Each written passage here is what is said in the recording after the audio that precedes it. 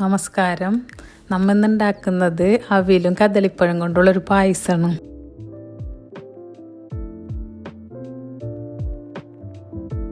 ആദ്യം അവിൽ വറുത്തെടുക്കണം. ഒരു പാനിൽ ഒരു സ്പൂൺ നെയ്യ് ഒഴിച്ച് 200 ഗ്രാം അവിൽ ചെറു തീയിൽ 5 മിനിറ്റോളം വറക്കണം.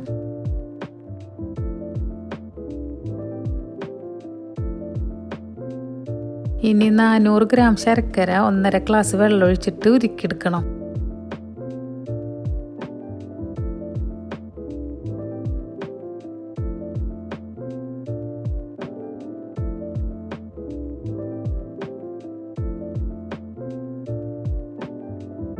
ഉരുക്കിയ ശർക്കര അരിച്ച് വേറെ പാത്രത്തിലേക്ക് മാറ്റണം.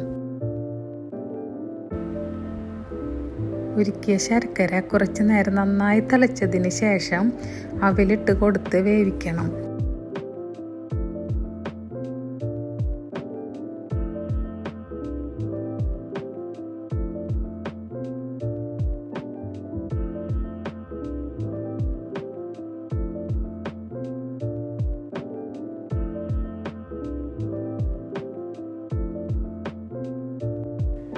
അവിലിൽ ശർക്കര നന്നായി പിടിച്ചു വരുമ്പോൾ 3 കദളിപ്പഴം അരച്ചതും 1 സ്പൂൺ നെയ്യും ചേർത്ത് നന്നായി വഴറ്റിയെടുക്കണം.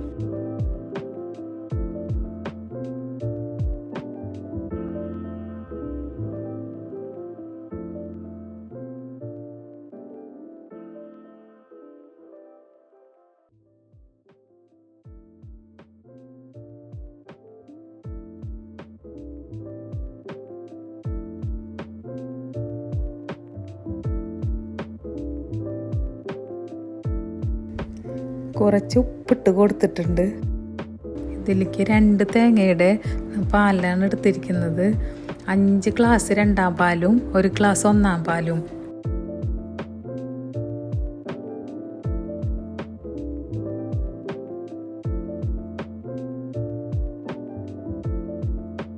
രണ്ടാം പാൽ ഒഴിക്കുമ്പോൾ ഒരുമിച്ച് ഒഴിക്കരുത്, 2-3 തവണയായിട്ട് ഒഴിക്കണം.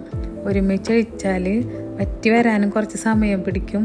വെള്ളത്തിൻ്റെ ഒരു ചെറിയ രുചിയും ചിലപ്പോൾ തോന്നാറുണ്ട്.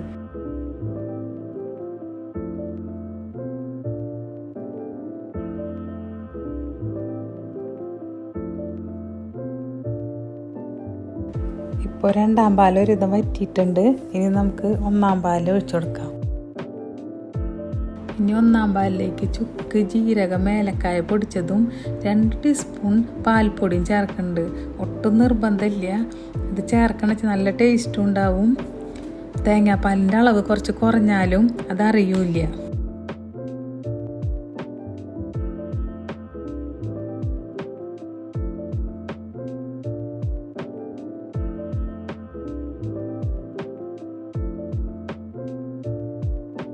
ഒന്നാം പാലൊഴിച്ചതിന് ശേഷം തിളപ്പിക്കരുത്.